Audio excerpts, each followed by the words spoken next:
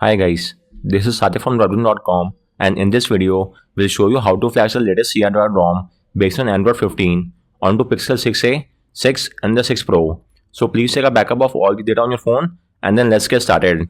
First and foremost, you will have to get hold of the latest Android SDK platform tools. So get it from my guide and extract them onto your PC. You may extract them anywhere you want. In my case, I've done so on C drive. And these are the files for platform tools. Just give me a second. So these are the files for platform tools. Moving on, you will now have to enable USB debugging and OEM unlocking. The debugging is required for ADB command, whereas OEM unlocking is required to unlock the bootloader on your phone. So let's now enable both the toggles.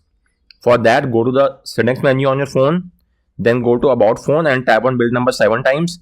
This will enable developer options. Now go back, go to system, and you should now see developer options. Go there and enable the toggle next to OEM unlocking as well as USB debugging. You will now get a prompt, type on OK. You might get one more prompt. In that prompt, type on allow, and with this, the debugging is now enabled. Let's verify the same. So go to the address bar of platform tool folder, type in CMD and hit enter. This will launch command prompt inside platform tools. Now type in ADB devices and make sure that you are getting an ID. If you're not getting any ID, then unplug and replug your phone from the PC. Disable and re-enable USB debugging. Tap on revoke USB debugging. Use the official USB cable that came with your phone and use the USB 2.0 port on your PC. So carry out this USB fixes and verify that you're getting an ID. Once you're getting this ID, you will now have to unlock the bootloader on your phone. Do note that unlocking will wipe off all the data and it might make the warranty null and void as well. If that's well and good, you could refer to a guide and the video and get this job done. In short, just boot your phone with the fastboot mode and use the fastboot flashing unlock command. You will then get a prompt on your phone. Use the volume key to highlight unlock the bootloader and press the power key to confirm. With this, the bootloader will be unlocked, your phone will undergo a reset and then boot to the OS. Once that happens, make sure to re-enable USB debugging once again. Moving on, you could now get hold of the Android ROM file from this link. And apart from that, you also need the recovery file. So go to this link, let me show you. For instance, go here and download the ROM file, and inside the recovery folder, you will need to download all these 3 files. So which will take only a few seconds. Let me do that as well. So guys, once you have got all the 3 files and the ROM zip file, you will now have to transfer all the files inside the platform tools directory. So let's do that as well. First off, let's transfer the 3 partition img files over here. And now let me transfer the ROM zip file as well. This is the ROM file. Let's transfer it here. For the ease of convenience, let's rename the file to something shorter. So let it be the boot img. And this should be the ttbo img.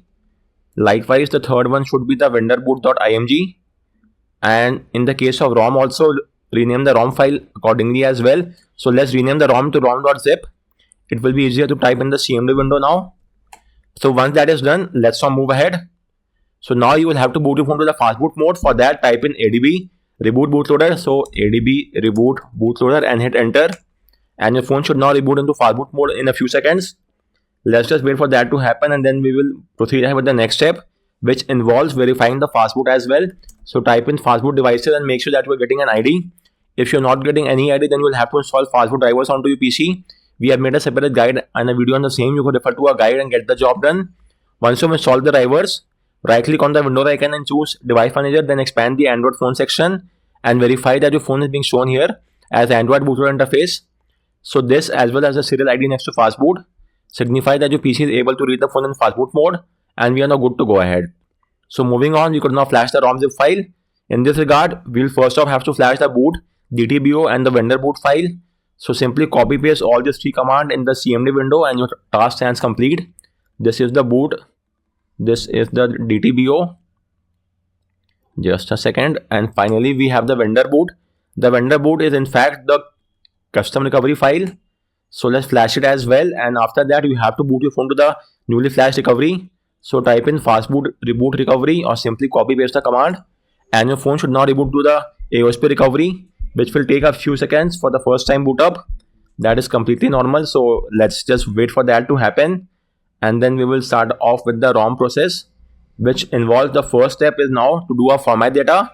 So make sure you have taken a backup beforehand. If that's well and good, go to factory reset, format data and select format data.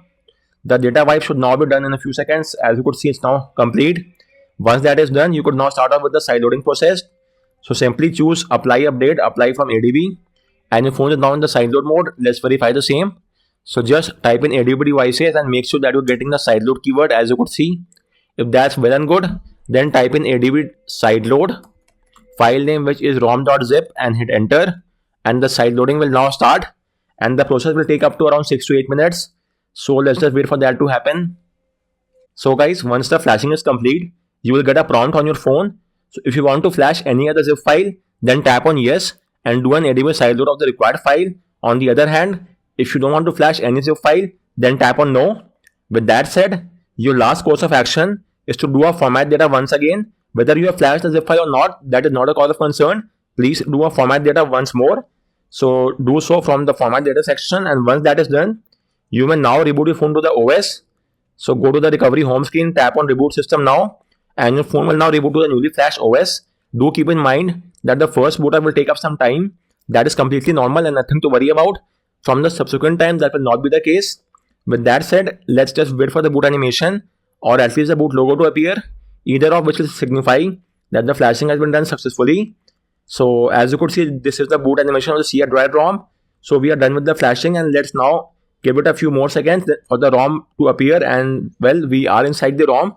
That was quite fast, and it will now be in the setup screen. We could now set up the ROM file and then check out its feature as well. So let's get started.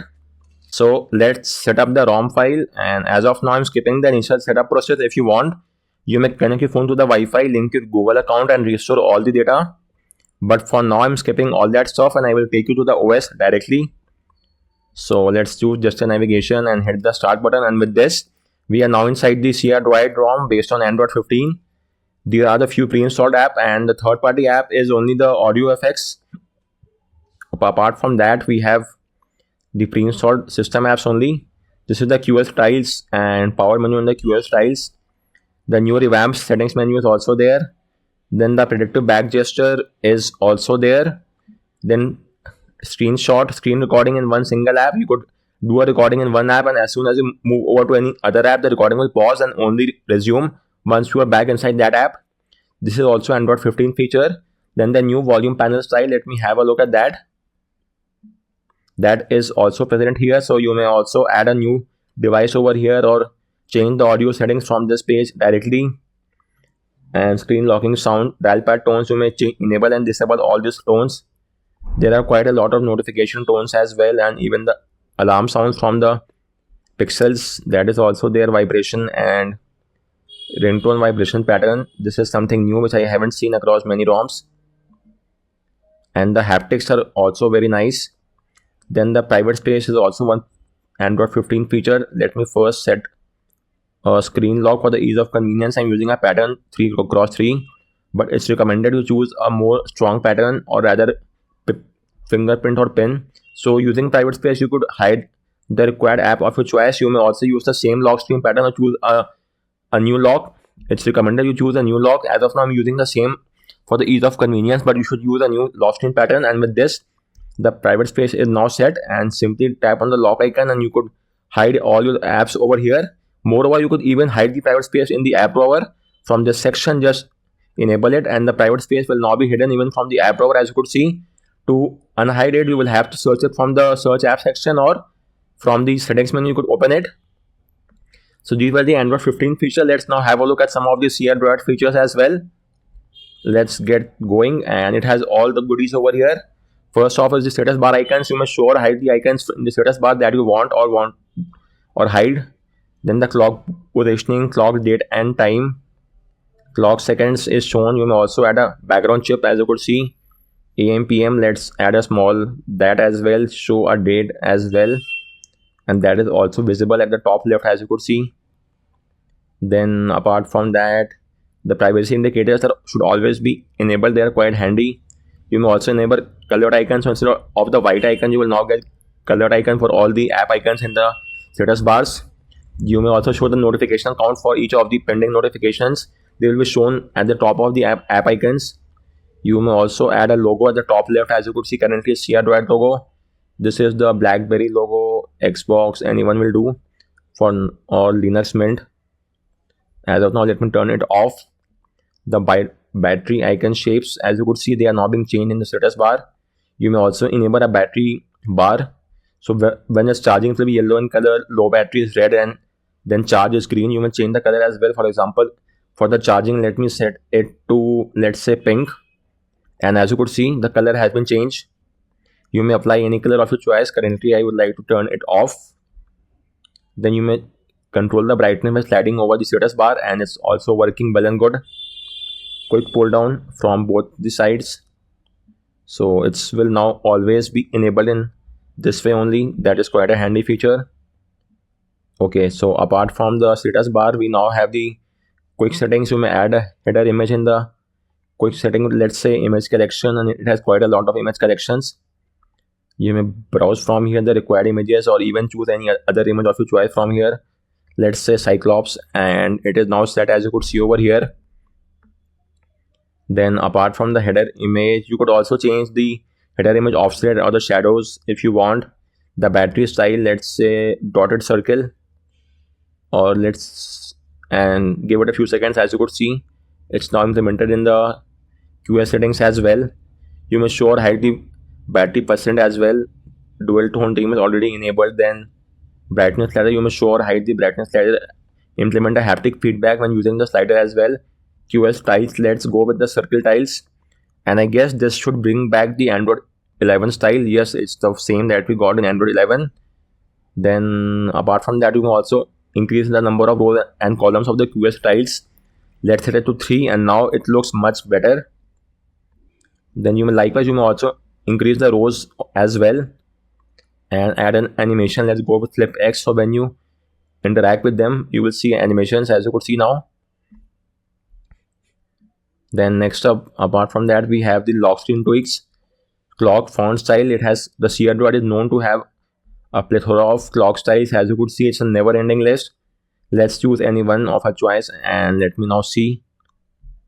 So well, currently it's not shown here. I guess we have to do a system UI restart, and only after that the clock will be shown in the lock screen.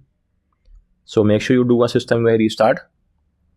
Let me see if the option is there or not for now. So let's do a restart, system UI restart, and then it should be visible, I suppose. System UI restart is now complete, and now you could see we have the new clock style. This looks quite nice, to be frank. And likewise, you may choose any one of your choice from here. Then you may sure hide this information in the lock screen as well. You may also add the weather, but I'm keeping it turned off because this leads to additional battery drainage due to the GPS and the data usage as well. Double tap to sleep on the lock screen. So this is the lock screen. Double tap to sleep, and double tap to wake. Both are working well and good. Power menu in the lock screen is also there. In the navigation bar, so you may enable or disable the navigation bar. As for now, I have turned it off. Let's keep it enabled. Then you may also assign these action in the gestures. This will come in handy if you are using 2 or 3 button navigation. In the navigation bar pill, having these action is quite difficult to use, so I will not assign any of these in the navigation bar pill. Then you may customize the power menu as well. It has the advanced restart, and in the advanced restart, as I have just now shown you, you could restart to system UI, the recovery, the fastboot D, and the bootloader. So all the options are there, even the fastboot D, which is quite great to see. And well, that's rhyming anyways. Apart from that, the UI tweaks, AOD, this is what I was looking for. So you could also wake the screen whenever you get a notification. Always show when charging, and edge lightning. So if you get a notification, the edges of your phone will light up. You may change the lightning color as well from here and choose the required hex color. So let me have a look at the AOD style as well. So this is the AOD, as you could see. Double tap and it will stay here, and if you now do a double tap on the lock screen, you will be taken to the AOD, and the screen will not turn off because you have enabled the AOD, which is quite an obvious fact. So that is why you will not be taken to the AOD screen. Next up, we have the screen off animation. Let's go with CRT, and again you might have to do a system UI restart for the change to take place. So well, that's not a major animation, so I'll do that later on. Let's skip that for now. The theming engine, you may choose any themes from here. These are the predefined theme, and as you could see, the changes are being implemented. Let's go with this one only. This looks quite nice, the blue color theme. Then we have the navigation bar style. So if you're using 3 button navigation style, then you could choose from any one of these styles. Then the font style as well, it has quite a lot of font. This font will be applied across both the system apps as well as the third-party apps, so make you changes accordingly. As you could see, this is the new font style which I have just chosen, and the changes have taken place. Icon pack, so these are the icons for the status bar icons at the top. Then the signal icon styles for the carrier data. Then the Wi-Fi icon styles are also there. Icon shape for both the home screen and the app drawer. I always go with the pebble style, and let me show you. It's now implemented across both the home screen and the app drawer. And notifications, force stop button in the notification long press menu. So currently there is no notification whatsoever. If there is a notification, long press on that and you will get a force stop icon over there. And in the sound, there are a few sound tweaks as well as the vibration options in the call. Miscellaneous tweaks, so Google Play Integrated Spoof. So this is quite handy. You may also enable unlimited Google Photo storage. This will spoof the phone to the Google Pixel XL and you will get unlimited storage in original quality. You may also enable Netflix spoof and you will be able to stream the Netflix in either DRM L3 or I guess L1, which is the either 480p or 1080p, but at least you will now be able to watch Netflix content. Then this will allow you to do an app downgrade without any issue whatsoever. You may also enable the sidebar menu, and let's add a few options over there. Let's say contacts, and when you swipe from right to left, you will get the sidebar. You may also tap on the all app icons, and from here you could see the options at the top right. Either you could pin the window, maximize it, or close it. All the three options are there, or simply go back to the sidebar from here. So let me show you. If you could pin the window over here, then double tap over here and close it as well. So for now, I keep the sidebar turned off because it might conflict with the back gesture. Three finger actions, let's say a screenshot. Well, that's to take a screenshot. And as you could see, it's working well and good. Then about CR Droid, and apart from that, we have the same AOSP features. For example, you may change the clock style from here. So these are the same clock style. Then you could also choose a different one from the customization stage, which I have shown you. Then you may change the wallpaper from here. On device wallpapers, there are a few wallpapers, and as soon as you make a change, the theming will change accordingly based on the Material UI theming engine. Let me show you that. As you could see, the color has now been changed. So based on the dominant color of the wallpaper, the theme changes accordingly. Anyways, moving back, you could also change a color from here or choose any other color from here as well, or switch between dark and light theme from this section. Then apart from that, you could change the icon and the font style, which I've shown you already. If you go to the home screen, you have the option to enable the theme icons, and they are now implemented. Likewise, you may change the app grid size.